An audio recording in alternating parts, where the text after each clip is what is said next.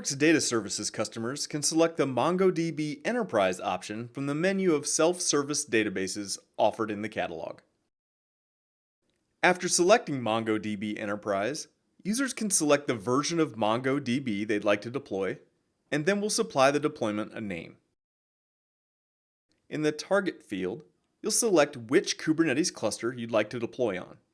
In this case, we're deploying on an OpenShift cluster, and we'll be deploying our MongoDB database in the pxbbq namespace. If we want, we can expose our database outside of the Kubernetes cluster with a load balancer. We will uncheck this for this deployment. If you have any special application configurations, you can create a new configuration and update it on the next line. Then we will select a size for our MongoDB instances. These are configurable by an administrator and selectable by users. Here, we'll choose a small instance type. Since we want availability, we'll deploy a pair of MongoDB nodes, which will be configured as replicas. We can also configure storage options, such as what kind of replication factor we want for the data on disk.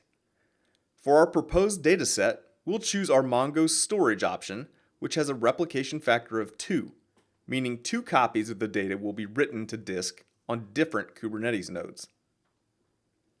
And finally, we might want to make sure our database is regularly backed up. We can select from our configurable schedules and select a backup target before clicking Deploy. While the database is being deployed, you can review the events happening during the deployment. Once the database has been fully deployed, you can grab the connection information from the UI, complete with endpoints, ports, usernames, and passwords. If you're in need of a point-in-time backup, you can also take a backup directly from the UI. This is in addition to the scheduled backups we've already set up.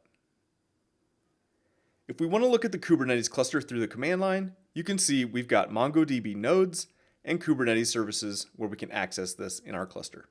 Good luck deploying MongoDB through Portworx Data Services in your environment.